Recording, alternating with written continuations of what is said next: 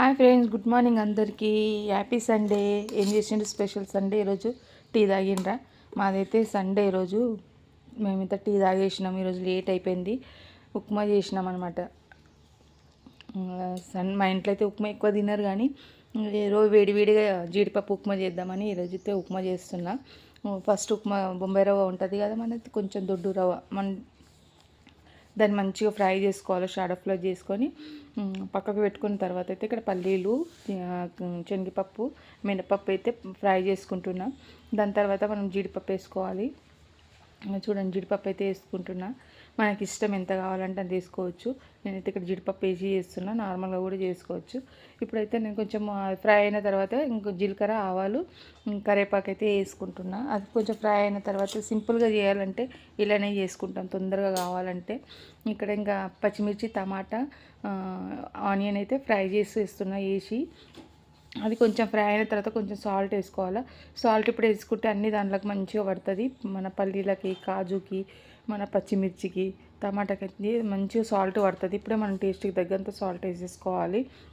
తర్వాత మనం వాటర్ పోసుకోవాలి. నేనైతే ఒక గ్లాస్ వాటర్ అయితే పోసేసుకున్నా. ఈ వాటరే సరిపోతుంది మంచిగా. మనం ఒక కప్పు బొంబాయి రవ్వకి సరిపోతుంది అనమాట. ఇదైతే ఇంకా కొంచెం బాయిల్ కాగానే ఇట్లా కొంచెం బాయిల్ వస్తున్నప్పుడు మనము దానిపైన మూత పెట్టుకోవాలి. మూత ఎందుకంటే మన పైన పడకుండా మళ్ళీ అది లోపల నుంచి ఇట్లా మూత పెడితే ఆవిరికి ఇంకా ఎక్కువ మెత్తగా మంచిగా ఉడుకుతుంది అనమాట. మనం కొంచెం ఒకసారి కలుపుకొని మనం మూత పెట్టేసుకోవాలి. మూత పెడితే అంత మంచిగా ఉడుకుతుంది అనమాట. అది చూడండి ఎంత మంచిగా అయింది. నేను ఒక్కసారి కలిపిన, మళ్ళీ కలపలే. ఇప్పుడు మళ్ళీ మూత తీసి మళ్ళీ కొంచెం కలిపేసిన తర్వాత అయితే మళ్ళీ మూత పెట్టేసి మళ్ళీ మగ్గనిస్తాను అనమాట. దాన్ని కొంచెం వాటర్ పోయే వరకు అలానే బాగుంటుంది. టేస్ట్ కూడా బాగా వస్తుంది. అట్లా మనం మూత పెట్టి చేస్తేనే బాగుంటుంది.